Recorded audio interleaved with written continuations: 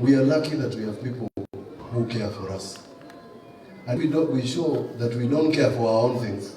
Why do you think they will care for us? Yeah? What are the moka? Maka kende mubevye, ni makoka. So nataka niwashukuru watu hapa area ya Kilomena Kaskeo because hamkujaribu kuchoma kitu chochote. It would have been a sad thing for a business like this one that is here review. Ingekuwa picha mbaya sana. So ninawashukuru na tuombe familia na tuombe nchi. And let me tell you why the moments of this country saddened me. Today, Rachel should call me. She's running some schools.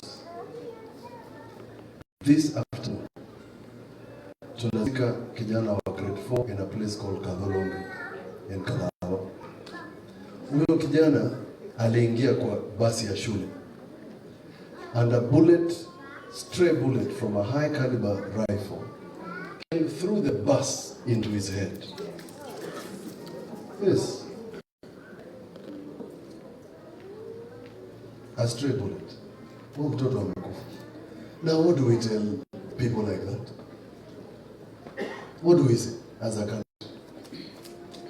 So, in as much as maybe I welcome peace and a grand coalition government, I am just left with questions. Did young children have to die for ODM to get CC government? Did people have to be drowned so that we get people in government? I don't understand. Are politicians deaf, including myself, to the status of this country? I think when we speak about this country, let's be serious. Na wale hawasikii, wasikie kwa sababu we could have silenced the young people with guns.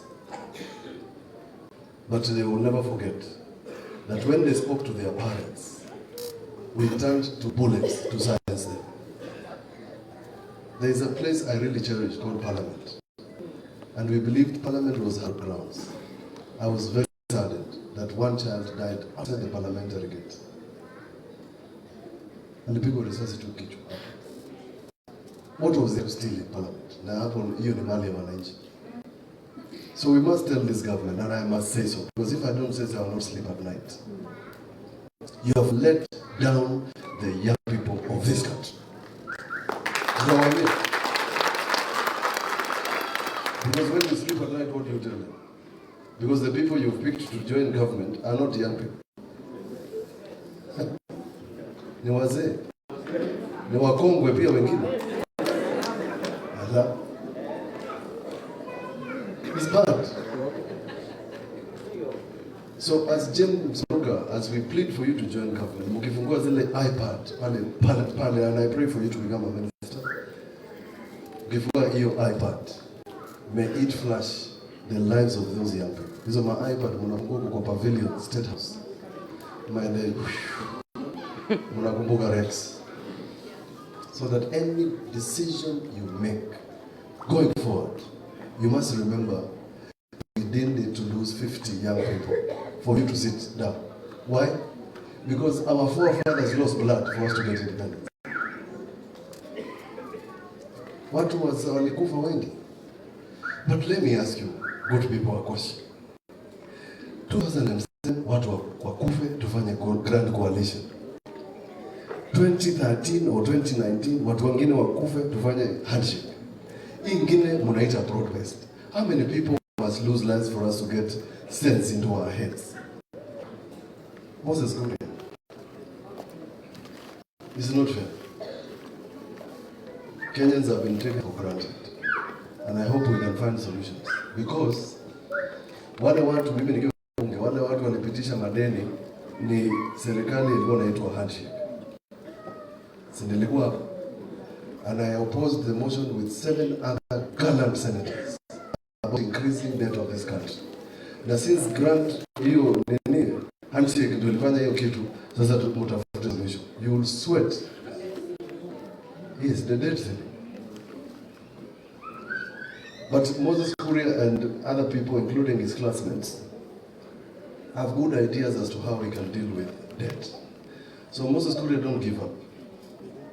Because the debt you have incurred in the government you served both previous and present, is going to be paid by your great-great-grandchildren that are still in your loins.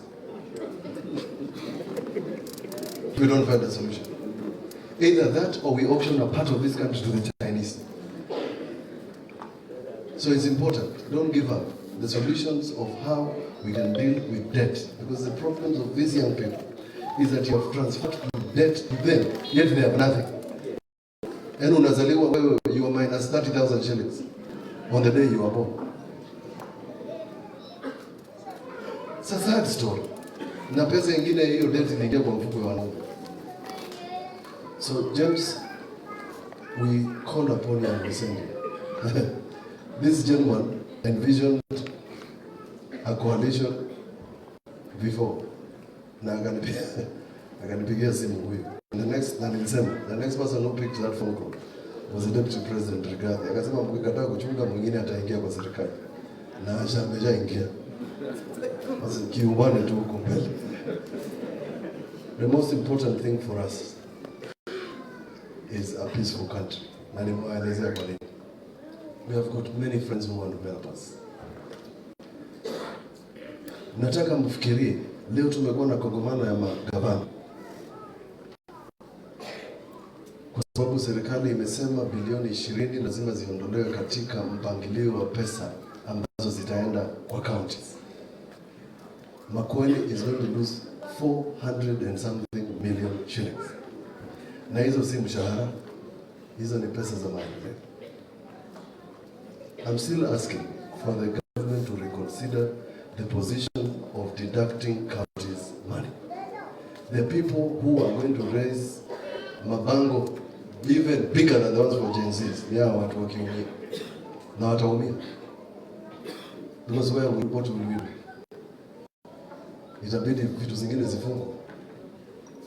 With less than 400 million in a budget of development, kila kitu inaweza kusimama.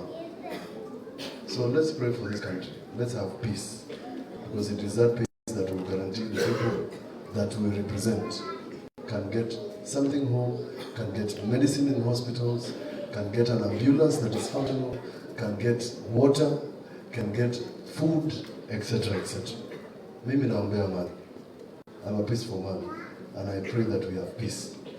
Because even with a big car and without peace and food in your table, on your table or in your house, ukinunua chakula na hakuna wale wanajua. You can keep whatever you want in your house, but if your neighbor is not in peace, you are not in peace. Thank you, Bishop Chule, for taking us back to school on light. You've just reminded me of a pinhole camera, and your eye is like a pinhole camera that inverts the image. I wanted to be a priest, but I became a lawyer. And if I was a priest, I would have explained to my good friend James Maloka what it is about. As a lawyer, I was trying to ask the questions, why? And I'm still left with the questions, why? You'll be left by a young lady who you loved and a child. Also, why? May her soul rest in peace together with your daughter. Asante. Asante.